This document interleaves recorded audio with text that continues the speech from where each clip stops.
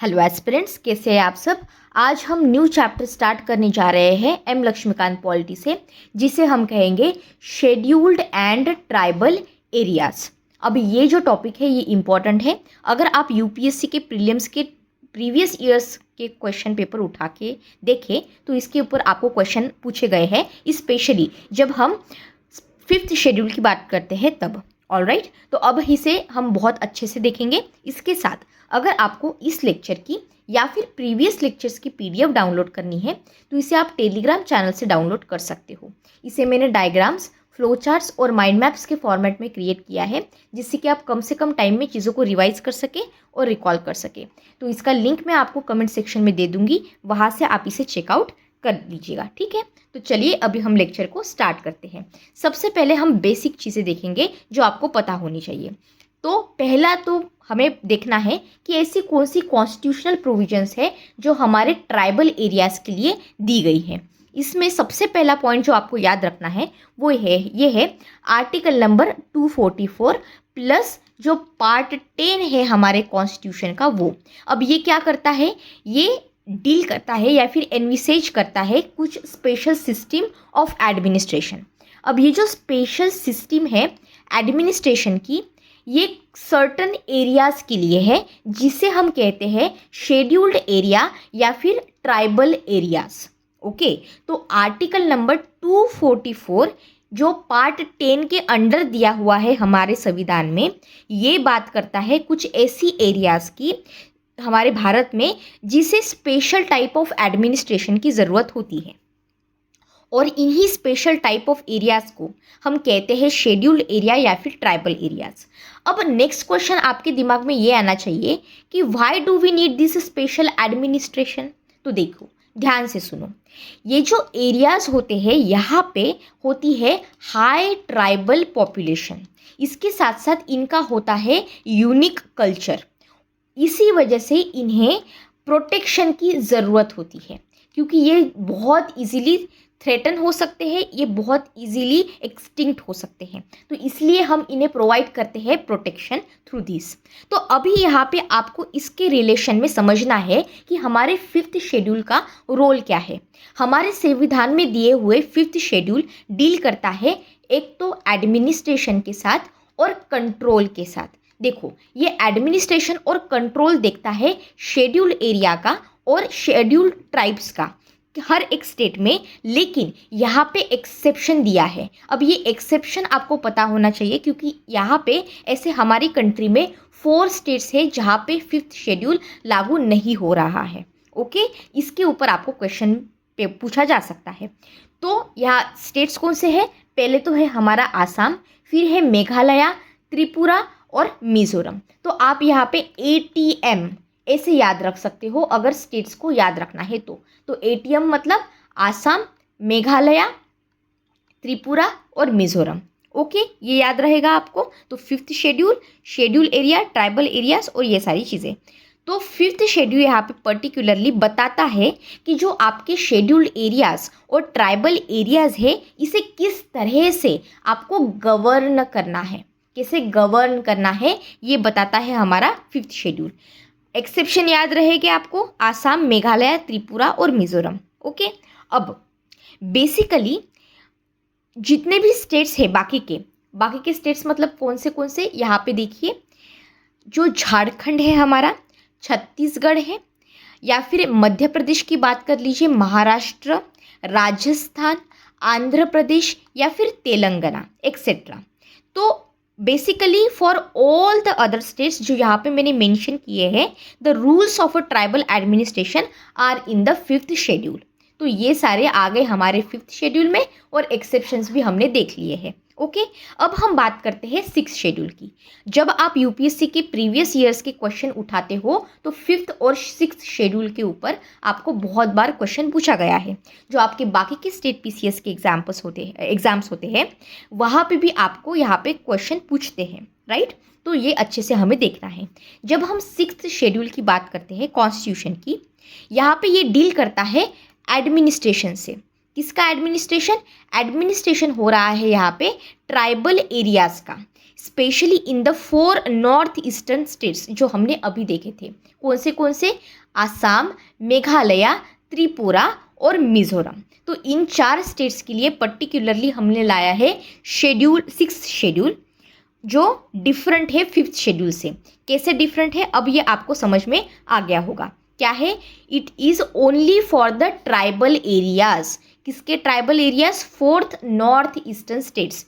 कौन से? आसाम, मेघालय, त्रिपुरा और मिजोरम। अब ये जो स्टेट्स है इनके पास होते हैं ऑटोनॉमस डिस्ट्रिक्ट्स काउंसिल। क्या कहा मैंने यहाँ पे? Autonomous district councils. ओके, इनके पास क्या होता है? इन पर्टिकुलर ऑटोनॉमस डिस्ट्रिक्ट काउंसिल के पास होती है सेल्फ गवर्नमेंट की पावर। अब सेल्फ गवर्नमेंट की पावर सेल्फ गवर्नेंस की पावर मतलब क्या? देखो यहाँ पे मैंने वर्ड क्या यूज़ किया है? Self governance.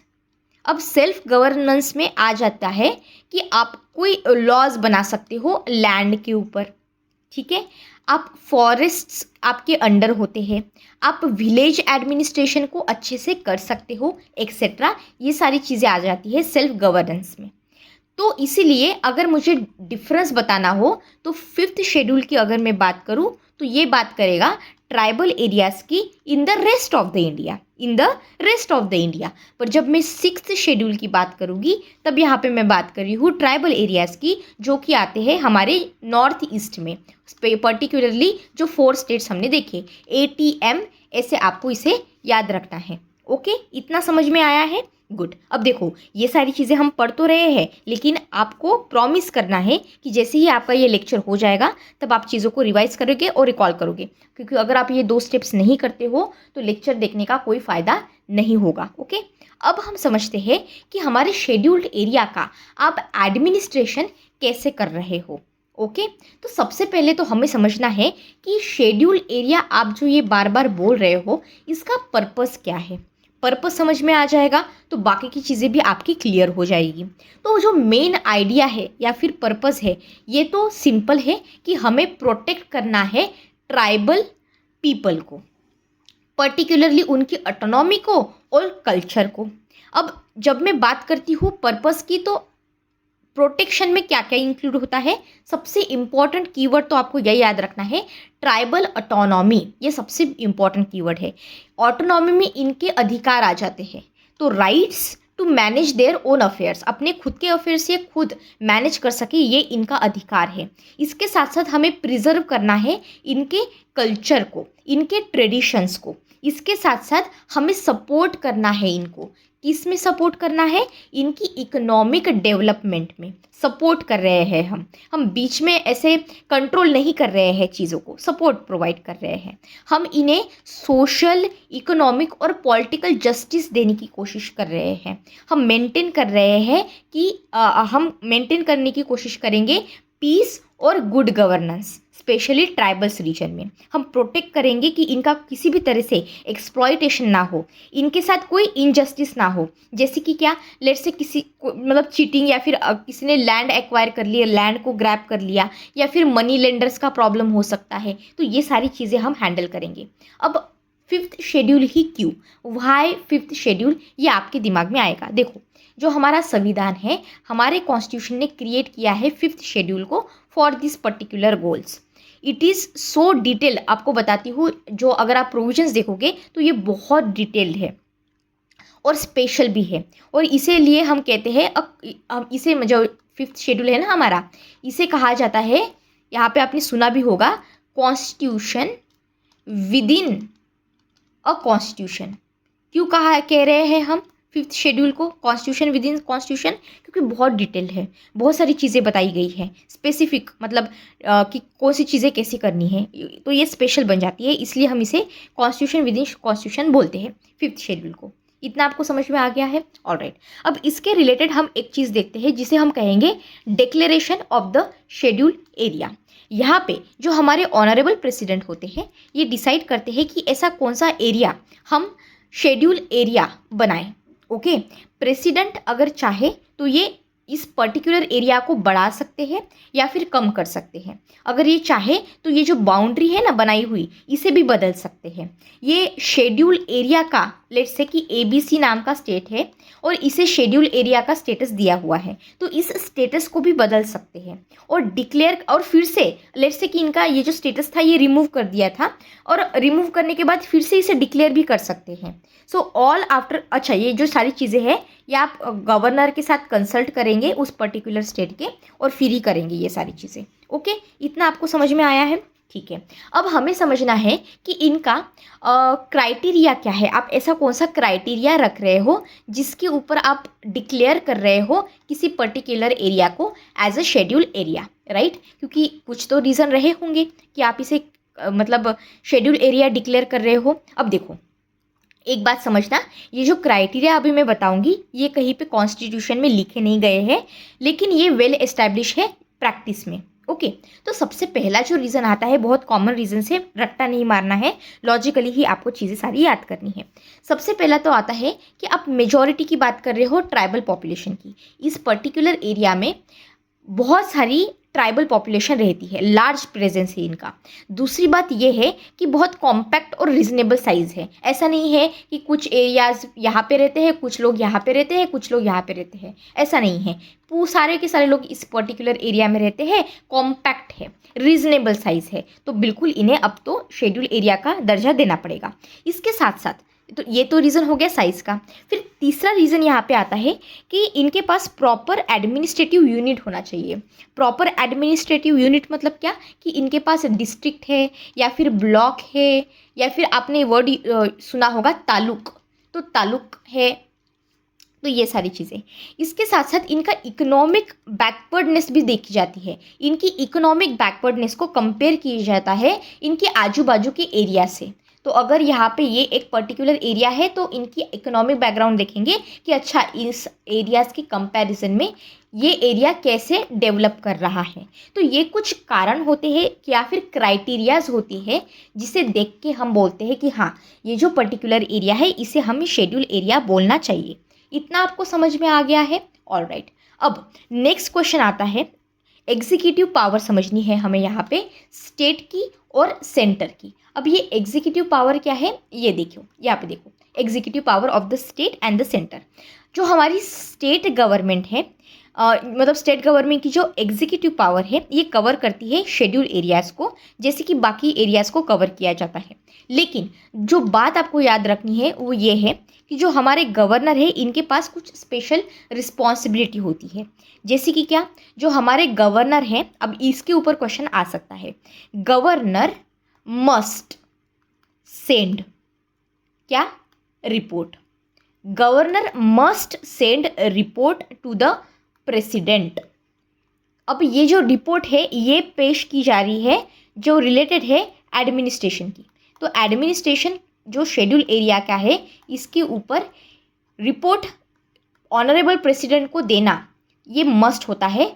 तो ये गवर्नर का रोल आप यहाँ पे याद रखना। ओके, और ये जो रिपोर्ट है ये हर साल दी जाती है, या फिर हर साल तो दी जाती ही है, लेकिन अगर बीच में हमारे ऑनरेबल प्रेसिडेंट को लगता है कि इनको ज़रूरत है रिपोर्ट की तो ये बीच में भी मंगवा सकते हैं। तो ये एक बात होती है। सेंट्रल गवर्नमेंट डायरेक्शन दे सकते हैं स्टेट को कि एडमिनिस्ट्रेशन जो है शेड्यूल एरिया का ये कैसे करना है। So how to administer the schedule area, तो ये सेंट्रल का रोल यहाँ पे हो जाता है। फिर बात आती है ट्राइबल एडवाइजरी काउंसिल की। अब जब हम इसके बारे में पढ़ते हैं शेड्यूल एरिया के बारे में, तब ट्राइबल एडवाइजरी काउंसिल के बारे में आपको पता होना चाहिए। ये हर एक स्टेट में होता है। कौन सा स्टेट? ऐसा स्टेट जिसके पास है शेड्यूल एरिया। तो अगर आपके पास आप ऐसा स्टेट हो, आप ऐसे स्टेट हो जिनके पास शेड्यूल एरिया है, तो आपको यहाँ पे ट्राइबल एडवाइजरी काउंसिल को क्रिएट करना होगा। तो ये एक मस्ट चीज़ होती है जो करनी होती है उस पर्टिकुलर स्टेट को। अब नेक्स्ट क्वेश्चन ये है कि आप इसे बना क्यों रहे हो, इसका पर्पस क्या है? पर्पस ये है कि हमें गवर्नमेंट को एडवाइस देनी है वेलफेयर, ठीक है, वेलफेयर और डेवलपमेंट के रिलेटेड। शेड्यूल ट्राइब्स की हमें वेलफेयर करनी है, डेवलपमेंट करनी है, इसलिए गवर्नमेंट को एडवाइस प्रोवाइड करना ज़रूरी है। इसलिए हम ट्राइबल एडवाइजरी काउंसिल बना रहे हैं। नाम में ही सब कुछ दिया गया है, नाम ही अपने आप में एक्सप्लेनेटरी है, राइट, एडवाइजरी है। ओके, पर्पस समझ में आ गया। अगर कंपोजिशन की यहाँ पे बात करूँ तो 20 मेंबर्स आपको यहाँ पे दिखते हैं टोटल में, और यहाँ पे 3/4 जो होते हैं ये स्टेट एसटी के एमएलएज होते हैं, इलेक्टेड एसटी रिप्रेजेंटेटिव्स होते हैं हर एक स्टेट में, शेड्यूल्ड ट्राइब्स। ठीक है, अगर स्टेट के पास शेड्यूल्ड ट्राइब की, अब मैं एसटी बोलूँगी, ठीक है, तो एसटी बोलूँ तो समझ जाना, ठीक है।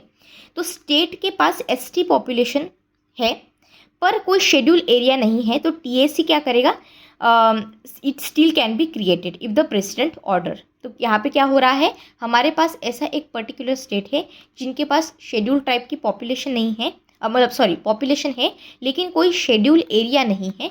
तो ऐसे में टीएसी यहाँ पे क्या करेगा, टीएसी को क्रिएट करना, मतलब टीएसी को क्रिएट कर सकते हैं अगर हमारे ऑनरेबल प्रेसिडेंट यहाँ पे ऐसा बोलते हैं तो। इतना आपको समझ में आ गया है, ठीक है। अब हम समझते हैं कुछ लॉज। ऑलराइट, यहाँ पे देखो दिया गया है laws applicable to the schedule area.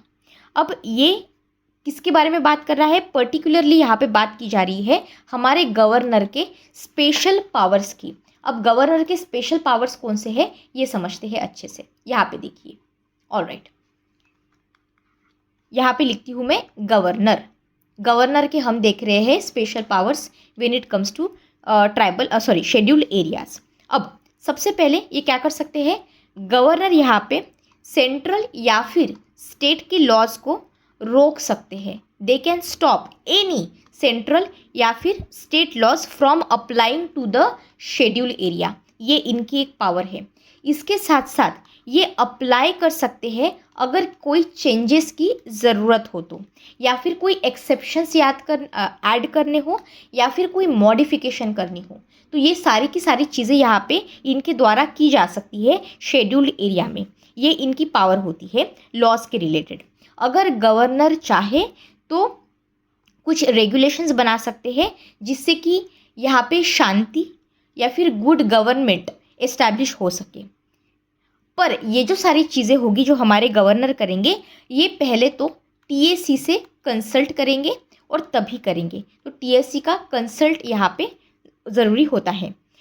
तो ये जो रेगुलेशंस आपने यहाँ पे लाए हैं, रेगुलेशंस रेस्ट्रिक्ट कर सकते हैं या फिर बैन कर सकते हैं लैंड ट्रांसफ़र को। और ये जो लैंड ट्रांसफ़र है it is among the tribals, ठीक है, ये बात याद रखना। ये हम क्यों कर रहे हैं, क्योंकि हमें इनका जो लैंड लॉस है इसे प्रिवेंट करना है।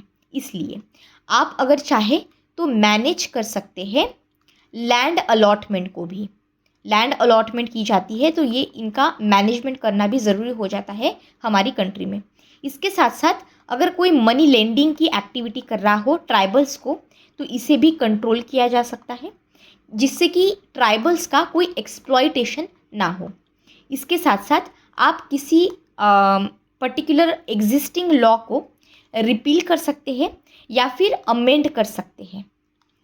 पार्लियामेंट के लॉज होते हैं ना, तो इसे, या फिर स्टेट लेजिस्लेचर के लॉज बोल लीजिए, स्टेट लेजिस्लेचर पार्लियामेंट दोनों के भी लॉज यहाँ पे आ गए हैं शेड्यूल एरियाज़ के रिलेटेड। तो इसे आप रिपील कर सकते हैं या फिर अमेंड भी कर सकते हैं। लेकिन यहाँ पे एक पॉइंट आप यहाँ पर याद रखना, बट जितने भी रेगुलेशंस आपने यहाँ पे लाए हैं, all regulations need honourable president's approval. Okay, यहाँ पे आपको स्टेटमेंट में अगर पूछे तो गलती नहीं करना। तो जितने भी आपने यहाँ पे शेड्यूल एरिया के रिलेटेड रेगुलेशंस लाए हैं गवर्नर के द्वारा किए जा रहे हैं, टीएसी को कंसल्ट करने के बाद किए जा रहे हैं, आपको ये सारी चीज़ें, सारे रेगुलेशन के लिए हमारे ऑनरेबल प्रेसिडेंट का अप्रूवल लेना ज़रूरी होगा। ये पॉइंट आपको समझ में आया है, ऑलराइट। अब यहाँ पे हम बात करते हैं, ये देखिए हमने क्या क्या देखा, एक बार जल्दी से रिवाइज कर लेती हूँ। हमने पर्पस देखा, एग्जीक्यूटिव पावर देखी, लॉज देखे, राइट। इसके साथ साथ हमने डिक्लेरेशन देखा, कैसे डिक्लेयर किया जाता है, ट्राइबल एडवाइजरी काउंसिल की बॉडी को देखा। अब हमें जो लास्ट पॉइंट है ये समझना है कमीशंस के बारे में। कमीशंस कौन से, commissions on the scheduled areas. अब यहाँ पे क्या है ये समझो, देखो अब देखो, जो हमारा संविधान है, कॉन्स्टिट्यूशन बोलता है कि जो हमारे ऑनरेबल प्रेसिडेंट है, ही और she must appoint a commission. अब ये जो कमीशन होगा ये रिव्यू करेगा दो चीज़ों को। पहला तो है आप रिव्यू कर रहे हो एडमिनिस्ट्रेशन शेड्यूल एरिया का, इसके साथ साथ welfare of the schedule tribes. ये चीज़ें समझ में आई क्या? संविधान क्या बोल रहा है, कॉन्स्टिट्यूशन ये बोल रहा है कि हमारे जो ऑनरेबल प्रेसिडेंट है इनके ऊपर ये मस्ट है कि ये कमीशन को बनाए, और ये कमीशन फिर रिव्यू करेगा दो चीज़ें। पहला तो एडमिनिस्ट्रेशन ऑफ शेड्यूल एरिया और दूसरा welfare of the schedule tribe. फिर टाइमिंग समझ लो, इसकी टाइमिंग क्या है। तो ये किसी भी टाइम पे आप बना सकते हो, और ये मैंडेटरी होता है once after 10 years of constitutions commencement. तो after 10 years of constitutions commencement ये जो प्रोविज़न है ये मैंडेटरी है। ऑलराइट, इतना समझ में आया है। तो अगर एग्जाम्पल के लिए बताऊँ, एक्चुअल कमीशंस आपने बहुत बार सुने भी होंगे। 1960 में आया था UN देहबर कमीशन आया था, यहाँ पे इन्होंने रिपोर्ट अपनी सबमिट की थी 1961 में। इसके साथ साथ 2002 का अगर एग्जाम्पल दूँ तो दिलीप सिंह भूरिया का कमीशन है, यहाँ पे इन्होंने अपनी 2004 में रिपोर्ट सबमिट की थी। तो बस एक एग्जाम्पल आपको याद रहने के लिए ये आप याद रख सकते हो, सारी की सारी चीज़ें आपको याद नहीं रखनी है। ठीक है, इतना आपको समझ में आया है। राइट, अब हम समझते हैं कि एडमिनिस्ट्रेशन आप कैसे करते हो ट्राइबल एरियाज़ का। राइट, अब 6 शेड्यूल की प्रोविजंस भी हमें देखनी है। राइट, अब जब मैं 6 शेड्यूल की बात करती हूँ तो बिल्कुल भी 5th शेड्यूल और 6 शेड्यूल को आपको कंफ्यूज नहीं करना है। ओके, बार बार रिवीजन करना है, इससे कंफ्यूजन आपका नहीं होगा। अब हम बात करेंगे कि ऐसी कौन सी स्पेशल प्रोविजंस है जो 6th शेड्यूल में आपने दी है। ऑलराइट, तो 6 शेड्यूल प्रोवाइड करता है स्पेशल एडमिनिस्ट्रेशन किस किस का, आपको बताया है मैंने आपको। ATM मतलब कौन सा, यहाँ पे आ जाता है हमारा आसाम। अब ये अरुणाचल प्रदेश से कंफ्यूज नहीं करना, आसाम है, मेघालय है। आसाम को आप आसमान से कर सकते हो, स्काई को हम हिंदी में आसमान बोलते हैं ना, तो आसमान में मेघ मतलब क्लाउड्स, तो आसाम और मेघालय ऐसे याद रखना। ठीक है, और त्रिपुरा मिजोरम। ऑलराइट, तो ऐसे याद रखना। तो ये जो स्टेट्स है दे आर ट्रीटेड डिफरेंटली। क्यों हम इनको डिफरेंटली ट्रीट कर रहे हैं, वाई 6 शेड्यूल, तो इसमें आपका पर्पस समझ में आ जाएगा।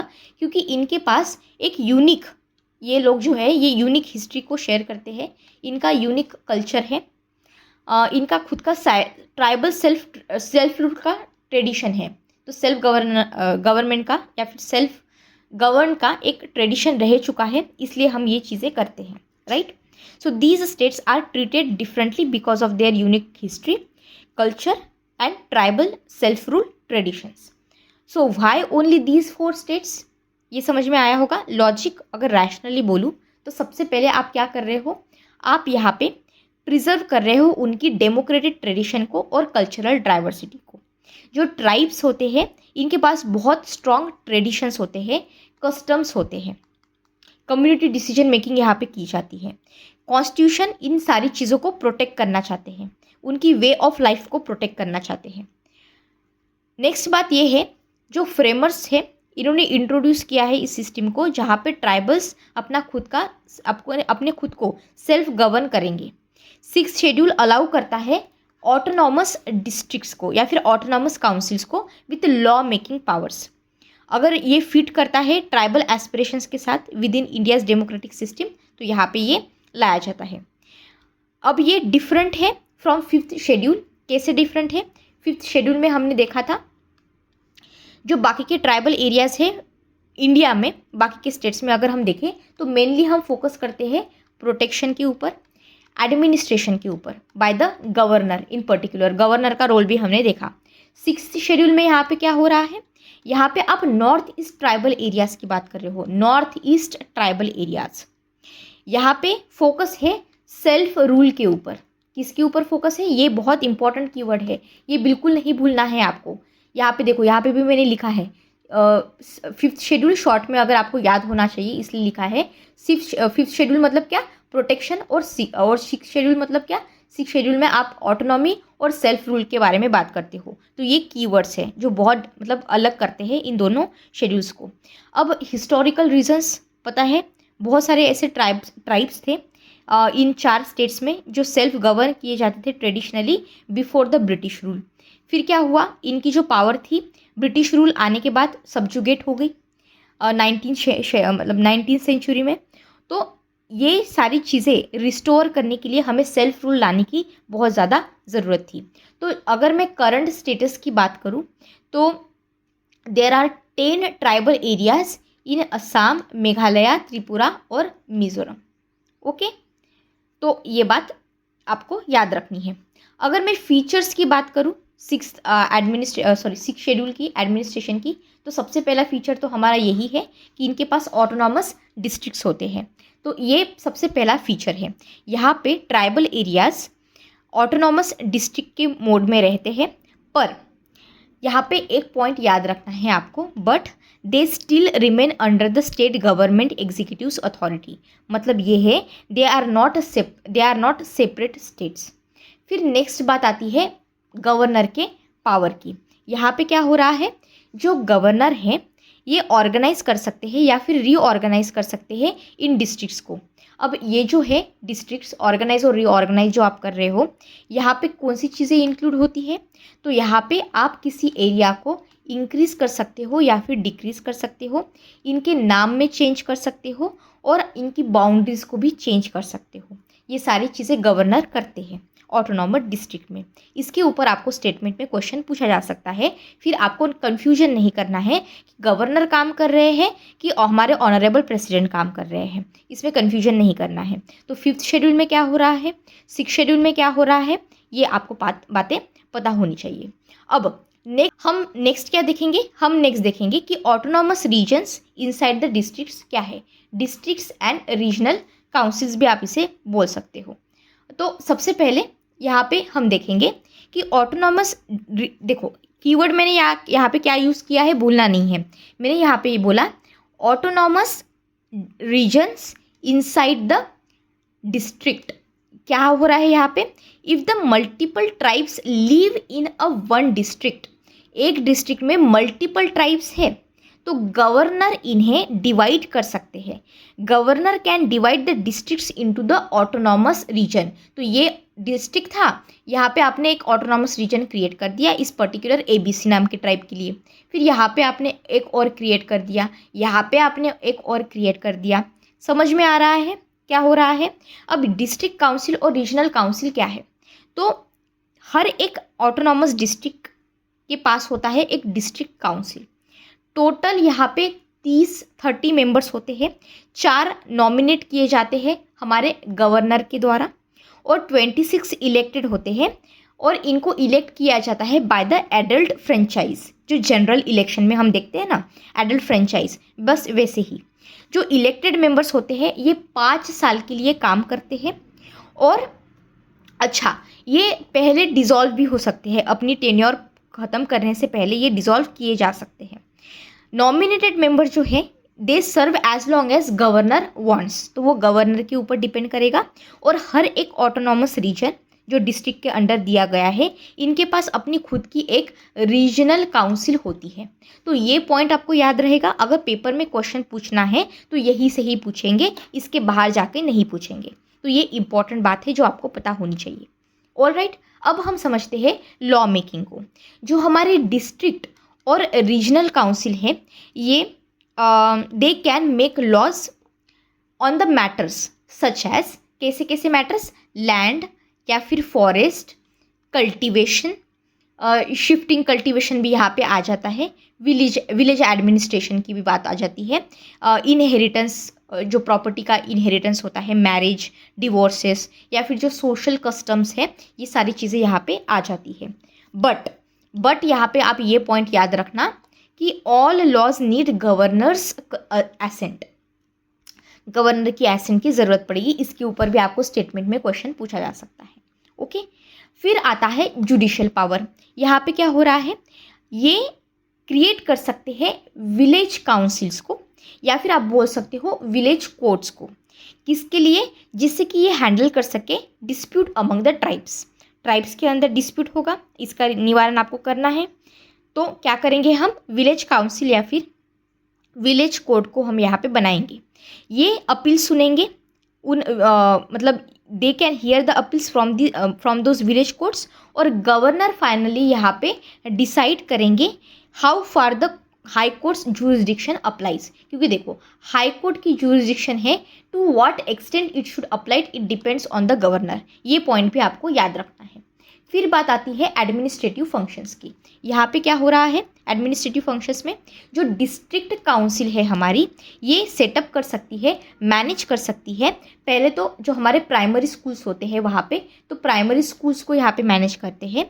कोई डिस्पेंस जैसे कि हेल्थ सेंटर्स होते हैं, डिस्पेंसरीज, मार्केट्स, फेरीज मतलब जो भाड़ा दिया जाता है ना वो, या फिर फिशरीज, रोड्स। तो एग्जाम्पल के साथ आपको थोड़ा सा एक बेसिक आइडिया लग गया होगा एडमिनिस्ट्रेटिव पावर्स कहाँ पे काम कर रही है।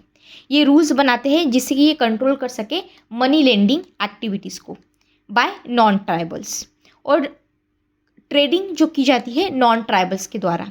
तो ये जो रूल्स है इनके ऊपर भी गवर्नर का अप्रूवल ज़रूरी होगा। तो आप यहाँ पे रूल्स बना रहे हो, आपको गवर्नर का अप्रूवल लेना है।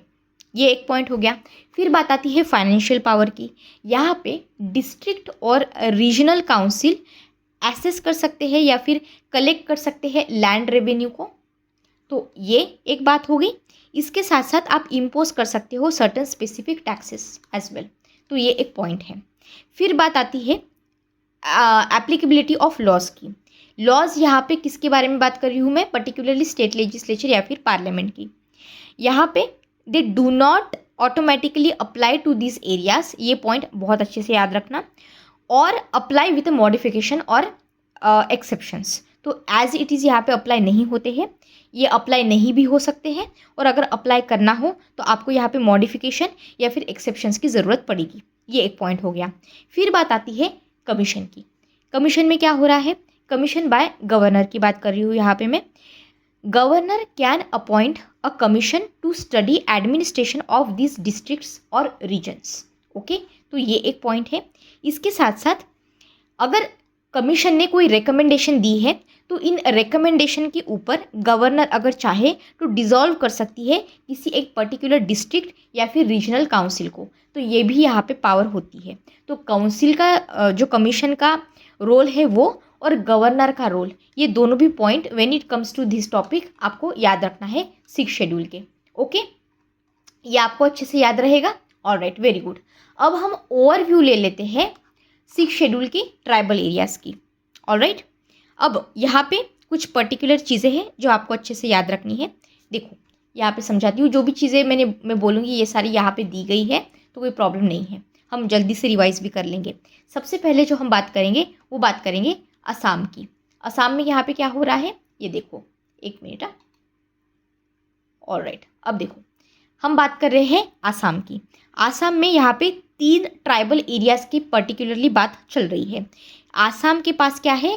3 ऑटोनॉमस डिस्ट्रिक्ट्स। आसाम के पास 3 ऑटोनॉमस डिस्ट्रिक्ट्स है।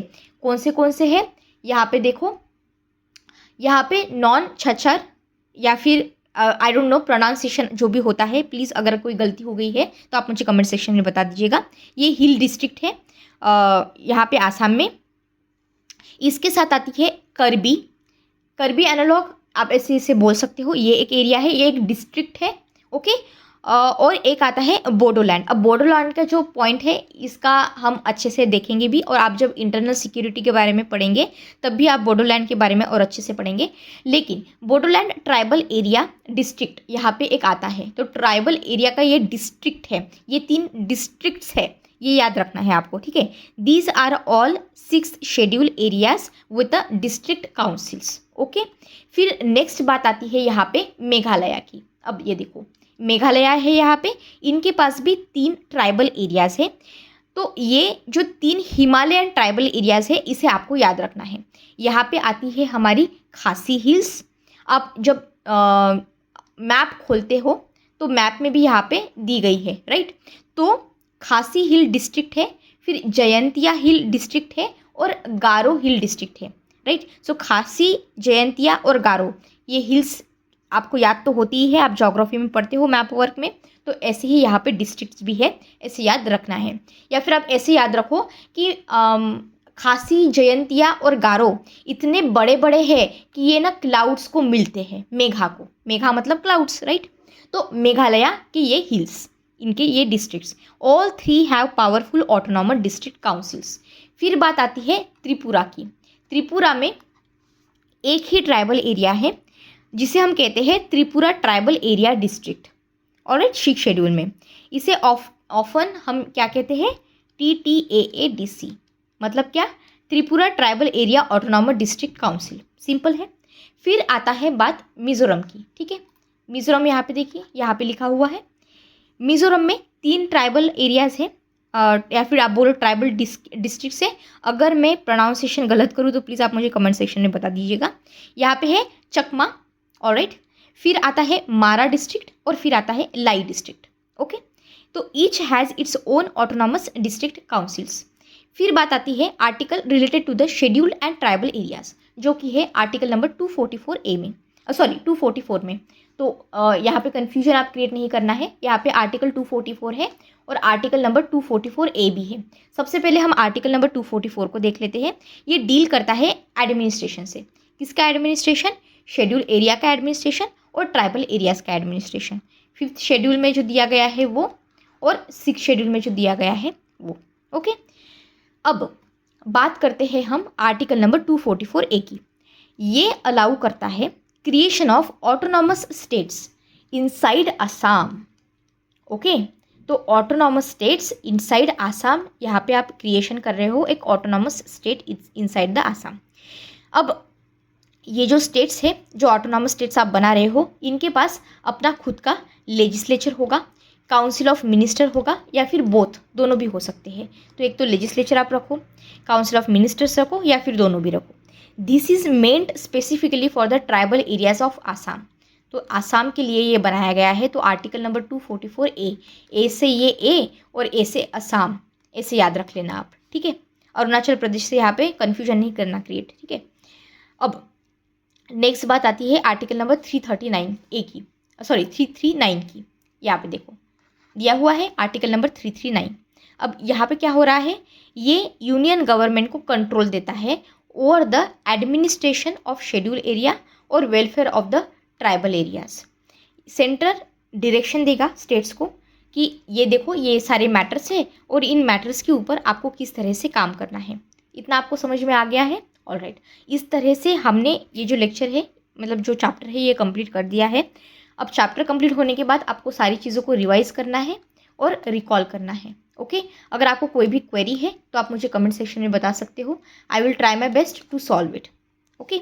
इसके साथ साथ अगर आपको लेक्चर अच्छा लगा हो तो प्लीज़ लाइक, जिससे मेरा मोटिवेशन भी बढ़े, सब्सक्राइब टू द चैनल और आपके दोस्तों के साथ भी इसे शेयर कीजिए।